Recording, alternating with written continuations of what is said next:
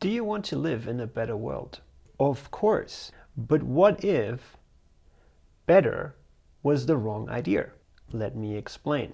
I'm basically going to make an argument for why we shouldn't be going after the better world, but go for the best possible world instead. But first, please allow me to introduce myself. This time around, I incarnated into the body of a German engineer with a double degree in mechanical engineering and business that worked for a bunch of very, very important, very German companies and ended up consulting for a bunch of very, very important companies such as these. And then from here, this hotshot young German sexy engineer bought his sailboat and went to sail the world, which helped him to have a little bit of a spiritual awakening and realize that he's here for a reason. And that is to do with the best possible thing to do. And ever since, he's created a paradigm which is called the paradigm of net positivity, which allows us to solve most civilizational issues. And yeah, he realized that he's here to help humanity ascend, just like probably most of you. Because here's the twist in this story. This story is not about me, but about all of us and our joint journey towards the best possible future.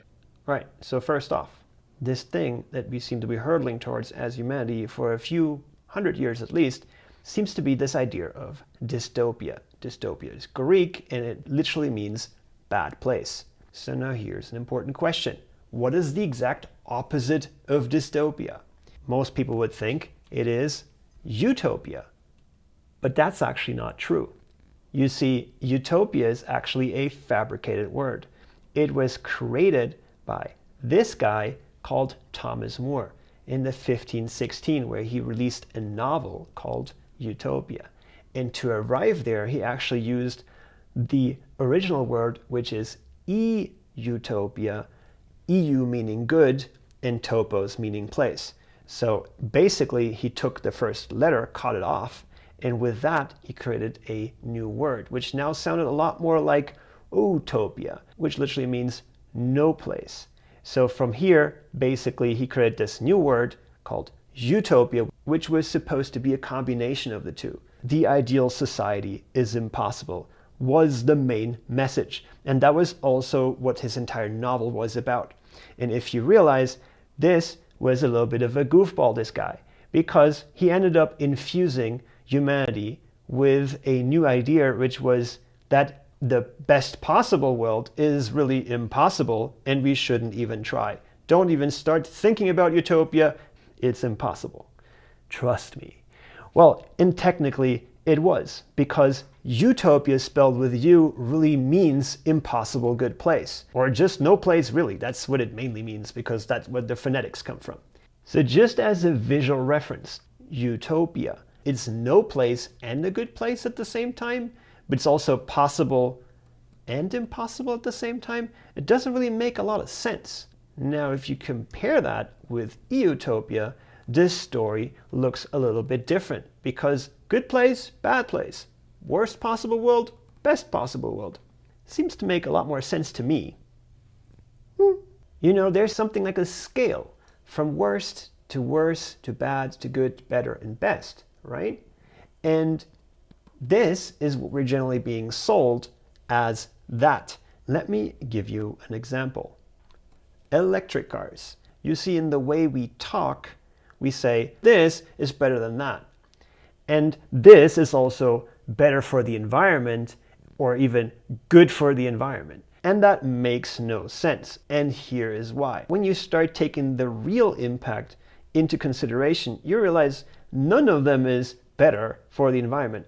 Definitely none of them is even good for the environment. There's no question these are both not positive for the environment. But if you actually are fair and look at the numbers in terms of how much water is being polluted, how much waste is being created, we would just say that the one is bad, but the other is very likely worse. What we can also say is they're definitely both net negative. They both make the world a little bit worse than what it was before. So let's look at that a little bit closer.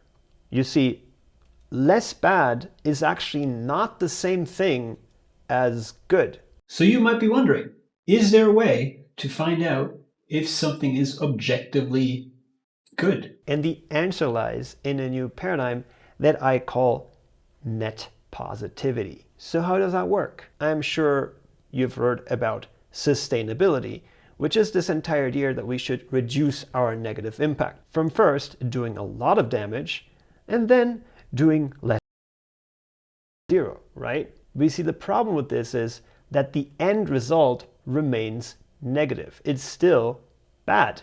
So here's how net positivity works by contrast. It starts off with the same base situation. We're also looking to reduce the negative impact that we create. But then we associate the negative with a positive impact that is way bigger than the original negative impact. So let me give you an example. Let's look at plastic to begin with. You have probably heard this song before where we're being told to reduce, reuse, and recycle. But the problem is it doesn't work. You see, 91% of plastic never ends up in the recycling process to begin with, which is pretty much all of it. And the 9% that do get recycled ones just have a 91% chance to not be recycled the next time. And eventually it won't recycle at all because plastic is too weak to be recycled indefinitely, which results in us as humans producing 400 million tons of plastic each year, which is it's a lot of plastic, a lot of plastic. So how does net positivity solve this issue?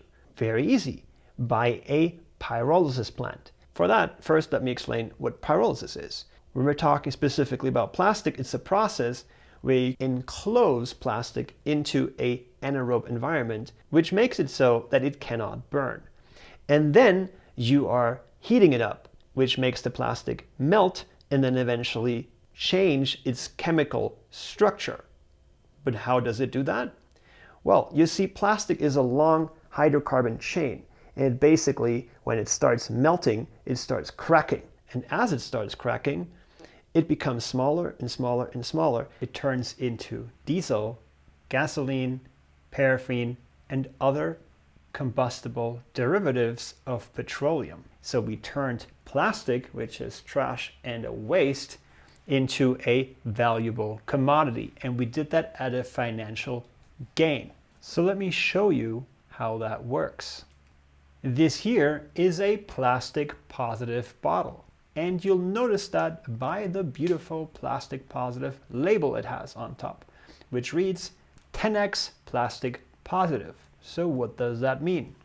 It means that when it was sold, it actually kicked off a process of eliminating 10 bottles via the process of pyrolysis. It actually leaves a net impact of 9 bottles less on the planet than was here before.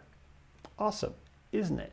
Or in other words, it is actually okay to create trash as long as you eliminate more than you create. You're making the world better than it was before. So now that we know how to make plastic positive, we need to ask ourselves another thing, which is how do we make it scale? And to do that, we need to make it economically viable. So let's look at that part of the equation. Well, first off, it's actually an economic benefit to you as a plastic producer to have this label, because it'll show the world that you're actually making the world better, not worse. So what that tangibly does for you is increase your product value.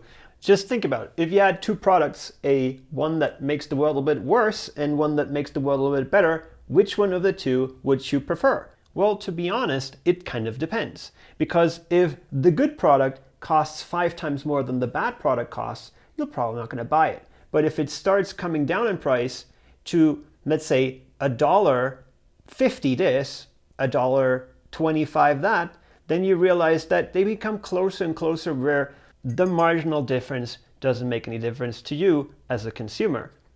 But there is something I call the ultimate banana point. Long story, I'll tell you another day. What this is when both products cost the exact same. Because as they do, the net positive product actually prevails and the net negative product loses its right to exist. Yep, it makes the previous negative obsolete. And how could that ever happen? Well, because we don't need money to become net positive. We make money becoming net positive. What? Yeah, the plastic producer gives us money, we pyrolyze, and then we give them the money back, maybe even with interest at some point. This means that the product never cost him anything to turn net positive. But remember, his product is already worth more because it is a positive product now. So now when we apply this to our car example from before, imagine a car that has drawn down more CO2 than it emits, cleaned more water than it contaminated, and ultimately eliminated more waste than it created. And there's processes for all of these, and we'll tell you about them another day. Instead of contaminating water, it would clean water, and instead of creating waste, it would pull waste out of the waste stream. So that takes this vehicle from something that was previously clearly bad for the environment and for everybody into something that would actually make this thing good. It would go from net negative to net positive. Yep. So when we combine this to our previous spectrum of worst to best, we realize that any net positive impact would actually get us from bad to good to better, etc. And any net negative impact would actually get us closer to the worse and worst, which is ultimately utopia or dystopia. So in other words, utopia starts where we hit good. What a radical idea, right? So this is kind of how you can imagine the full spectrum: utopia, dystopia, and this is the mechanism that gets us there. Net positivity, baby. In other words, net positivity is essentially the motor that drives us towards Eutopia. So I have a question for you.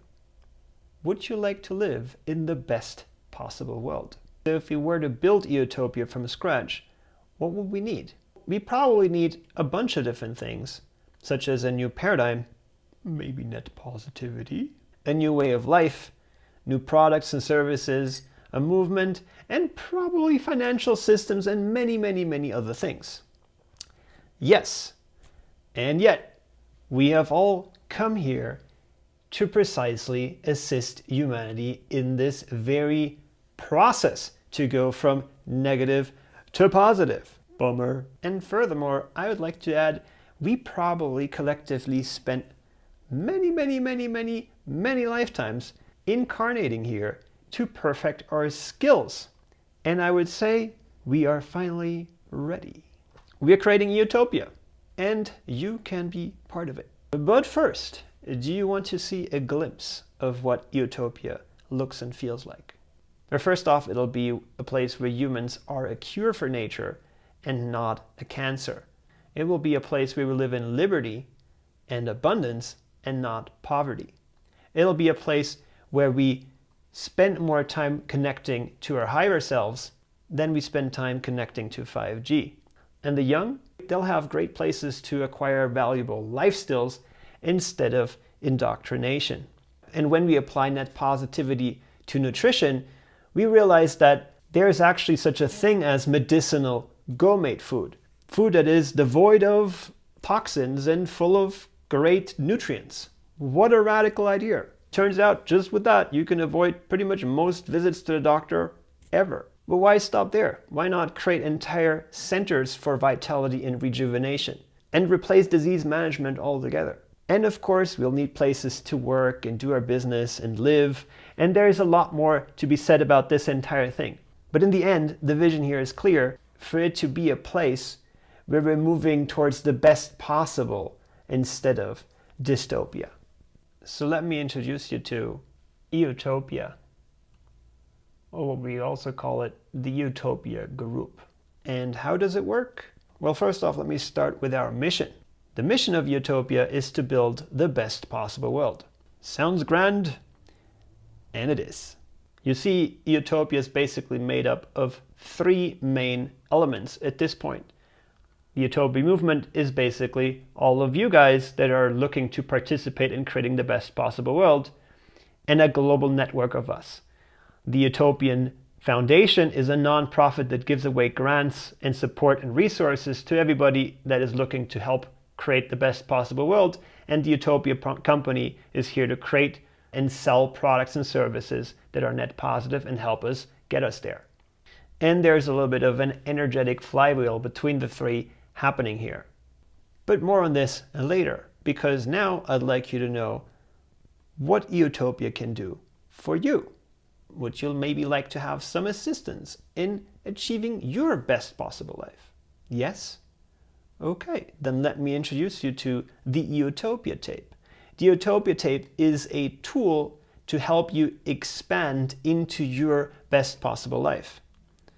Essentially, it replaces thousands of dollars of personal development courses and a lot of other stuff.